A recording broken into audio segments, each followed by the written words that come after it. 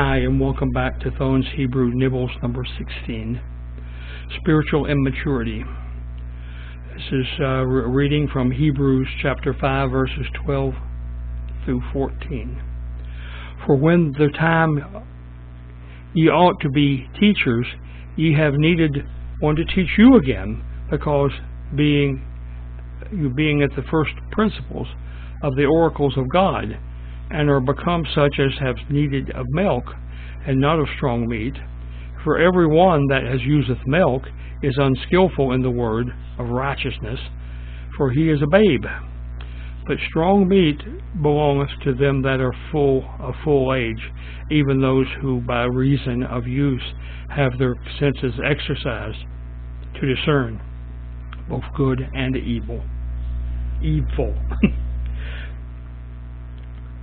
Being prepared for a difficult doctrine. That's what this is about. Why is this in the Bible? The author's recognition that not all were prepared for this oncoming teachings. The communications, spiritual maturity in intellect and spirit. The application to me. The author recognized that part of his audience was not prepared for what he was about to say. He recognized, even though all the people who had heard or read his epistle had some understanding, they were in a condition of spiritual apathy, I don't care, or spiritual laziness. I don't want to put out the effort. So there were some that were of both of those categories, it seems. Either they were lazy and once they got their salvation, they didn't care about anybody else, or they were lazy. They were not wanting to work. They either didn't care about their neighbor or they didn't care about the work.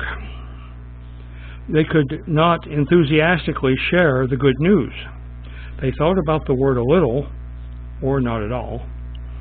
Thus, their discernment of right and wrong was mixed up. Unfortunately, this sounds like a goodly number of church attenders today.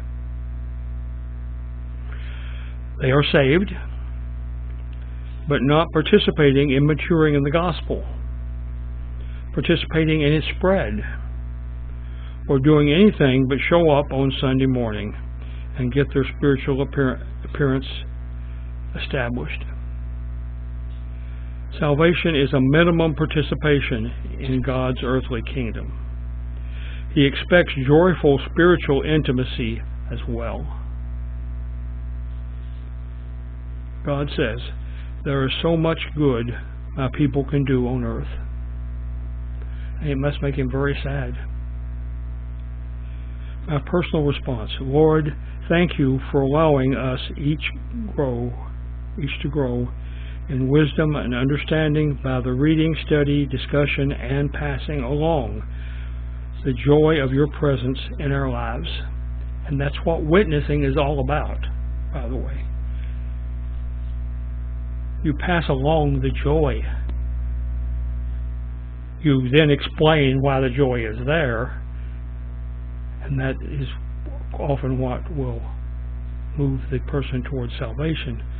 But it's your joy, your happiness, your countenance, your actions, all those things that lead people to Christ. So with that, I will say, see you next time.